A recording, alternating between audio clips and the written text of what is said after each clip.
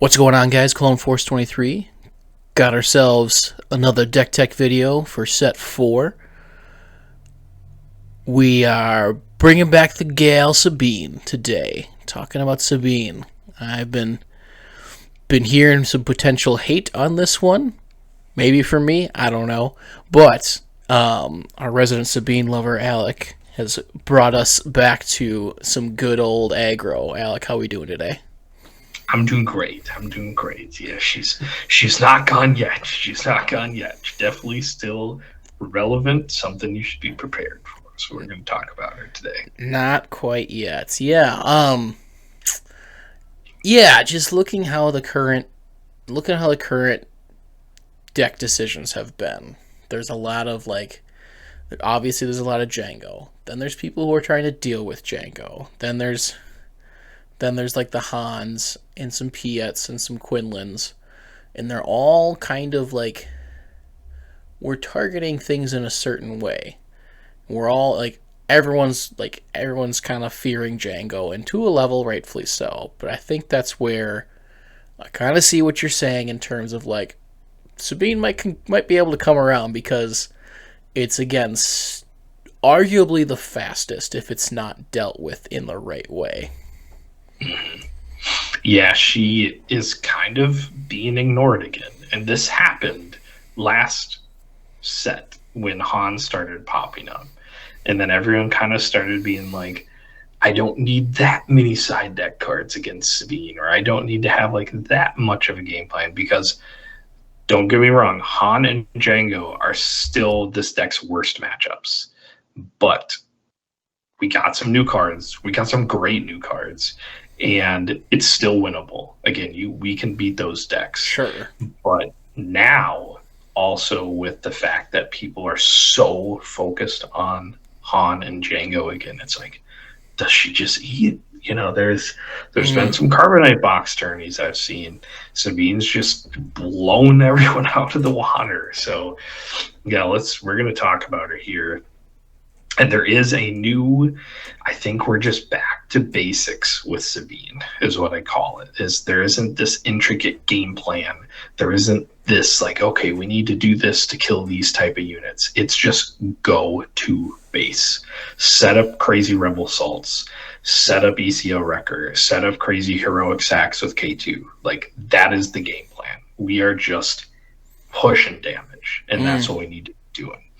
So we got some really good new tools. There are a bunch of new tools that we got that just aren't even in the deck, but they're not there yet. Like the R2 Pilot, definitely not a bad card. Absent from this list, which hurt my heart a lot, is the Chewbacca Pilot. And it is not a good time to be playing the Chewie Pilot, especially if you're going to do it on turn 2. It's just, if you want to do that, play the Luke Pilot, because if they remove your unit, at least you get a unit out of it. Whereas if you pop Chewie on there and then he gets tapped down every turn, or he gets, no glory, only results, because that's what Chewie comes in, right? Chewie is the best card against Control, but then Control got the best card to deal with Chewie. So it's what happens there? Again, I love Chewie. I you could definitely play him and have success with him. He's just, it's not a good time for him, in my opinion. We got the Rebel Falcon Pilot. It's just 3/4. If you want to be all Rebels, you could definitely throw him in there in place of Sundari. Leia could also go in there in place of Sundari Peacekeeper. Just a 3/4 Rebel with Restore 1 that you can pump the Luke Pilot or a ship that has the Luke Pilot on there. And then in the side deck, we've got some brand new pieces to play with that are very good cards. We'll talk about that. But so getting back to the main deck, anyone who's been following the channel, we've got a million Sabine lists on the channel from my set 3 PQ world. And General's Blade over Darksaber was a big thing for me. And I think we're just back on Darksaber. The Generally, again, we're just back to basics. We want huge rebel assaults, and going all in on one unit that doesn't result us with 2 units sometimes can be good that turn or the next turn, but overall we want to be board swarming. And Darksaber is just solely there as our win more situation.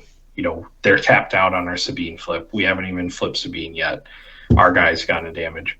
Sure, we're throwing Darksaber on Sabine, right? Why wouldn't you? Mm-hmm. But other than that, we're doing a 3-drop and a Rebel Assault, or 2-2-drops, and we are just board swarming to push that damage. So we got 2 brand new 2-drops, and they're very strong. Actually, we got 3, but one of them I'm not using. So we'll talk about Luke. He basically just takes the position that Jin Urso was, which was a 3-2 rebel on the ground, but has like unlimited more upside than what Jin had. Yeah. So he can be a pilot for 3 that gives +3 attack, which is what Chewie did, and which was what was pretty relevant, was the +3 attack. But then if that unit is defeated, or Luke's defeated, you get a 3-2 rebel on the ground. And that is so good. Especially in the mirror where, let's say we open A-Wing, they open A-Wing. We throw Luke on there, and then they Fang Fighter it. So they're playing a 3-2, but then we still get the 3-2 on the ground. So it's just evening out those trades, as opposed to if we played Chewie and they Fang Fighter Chewie. Well, we've lost our unit for that play, and then they've gained another unit. So I think if we're wanting to be in the piloting world, it's just going to be with Luke. And then the other one is the Phoenix Squadron A-Wing. I love this card. I know that it's very risky because it's very susceptible to like daring raids and like really easy trades, but it is a 3-2 rebel in space. We have another like really solid space unit. And I think, again, with like Sabine kind of being slept on a little bit, she's definitely still relevant, but we can kind of get away with it. The other turn 1 slot, I believe his name is the Seasoned Fleet Admiral. So it's a 2-cost, just green rebel. With raid 1, it's a 1/4, and if your opponent draws a card outside of the regroup phase, you get to give something in Spirix token. I do really like that card. I don't think I could have only one space unit in this deck. Not because of like Django or anything like that. It's just because of the mirror. Like if they open A-Wing, I have 2 cards that kill their A-Wing with ECL, and mine doesn't die. Sure. Or against like a Wedge or a Luke or a Poe Dameron. Again, we're killing those pilots or those space units, and we're living with both of these. So that's why I prefer playing the Phoenix Squadron. If you prefer to just take that ground approach, definitely play the Seasoned Fleet Admiral. It's a very good card. And then in the main deck, the rest is just like perfectly like normal 3 of Sabine good stuff. Yeah. The only non-rebel, well, outside of Poe and Wrecker, but at that point we're probably winning the game. The only non-rebel is Sundari Peacekeeper. Now, I do think it's less of a good time for Sundari Peacekeeper. Peacekeeper was really good into Django last set, and it was okay into Han. Now, playing a unit on turn 2 that doesn't really do anything that turn feels kind of bad, especially against Han and Django, where we just need to have a crazy rebel assault. Like turn 2 needs to be Fleet Lieutenant or Cass or Wing Leader against them. So yeah, I think there's a build in my SUDB right now where the Peacekeeper is 2 Leias and a Fighters for Freedom, taking that Saboteur pack, and then we're playing 100% Rebels other than Wrecker Poe. Sure. The only reason I do like the Peacekeeper is we do have Darksaber, right? So we have another target to buff with the experience points to a Mandalorian other than the Sabine unit and the Sabine leader. And that can come up. So for now, I think I'm still on Peacekeeper, but if it gets to the point where I'm just like, I need to go in on Rebel Assault, it will switch to fighters and 2 Leias, I think. Because that wasn't bad, so. But that's the main deck, still very Sabine-ish, still following my, my key. I need 15 turn 1 plays, and I need 2 3-drops that are not Fleet Lieutenant Wing Leader, where it's like, hey, if they get rid of my turn 1 play, I need to have another option. Cass just stays like, if we got a 3/5 Rebel, if we got another 3/5 Rebel, I would have been so happy. But yeah, Cass is super nice. And then we make our way into the side deck here. So not a lot of spice other than the new cards, but they are very good. So we'll go over them. The 3rd Heroic Sack is in the side. That comes in against any aggro deck because we just need the pumps. We just need all the pumps. That's how we win the game. After the 3 PQs from last season, I felt Timely Intervention was absolutely necessary in the sideboard for the blue control decks or for Han, where the game starts going later in resources, and then you don't feel as scared to burn that ECL early, where you have this in the back pocket. So Timely's a necessary for me. We have a 1 flex slot right now. I'm playing Fang Fighter just in case there's those, we run into those Bosk Blues, right? Or, Gar Saxon or Thrawn that are playing Perilous Position or Frozen and Carbonite or Bounties. Just that one, usually just that one upgrade removal is enough to change that game into your favor. So just 1 Fang Fighter. And again, it is a Mandalorian, so you can buff it with the Darksaber experience token. Little niche thing. Doesn't usually happen, but it can. But our new pieces are Sabine's Masterpiece and Cham Syndulla. So Masterpiece was in the main deck for a long time. I was testing with it, and this card is very good, but it's really very good in the Han, because if you start with a green turn 1 play, you can ECL this and take out a Falcon.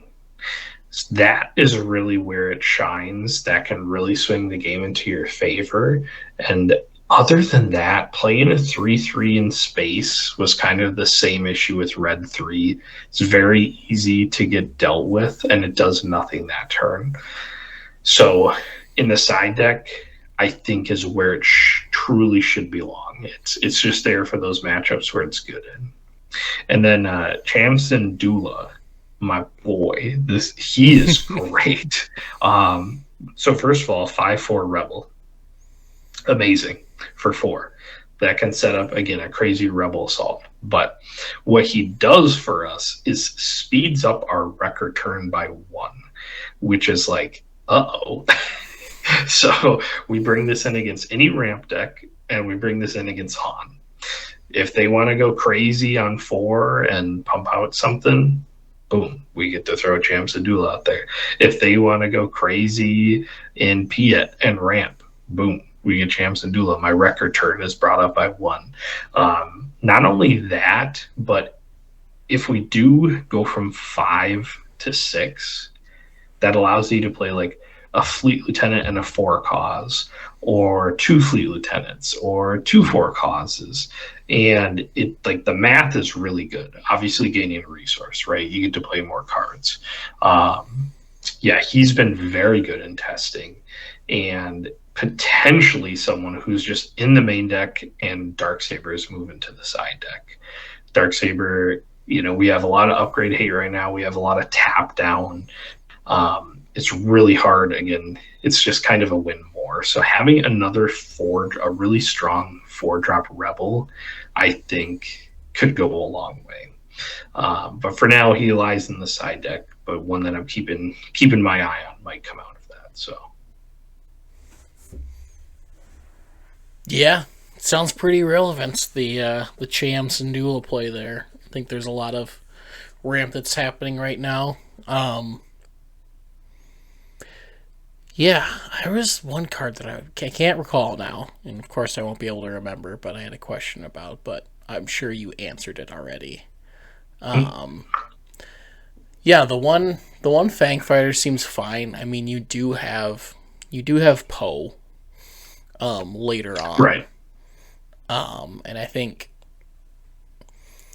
outside of your Bosk Blue, like you said, and we're not even seeing that a whole lot. I don't think right Yeah, now. not a lot. Um, I think even with that, you've got the set one Sabine mentality. It's just base to the face as much as you can, and there's Yeah. not a lot of current construction that deals with that very easily. So Yeah. Yeah. most, Yeah. I think I played one Bosk Blue in testing, and it was just like, oh.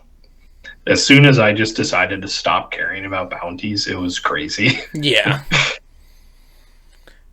just keep going. But yeah, most definitely relevant, I would say. Yeah. She's still here. She's still around. Keep her in your thoughts if you're trying to figure out what to play.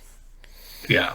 Do not drop Sabine hate for those control players, because you will see a Sabine be like, oh, this is not good. Exactly. Yeah.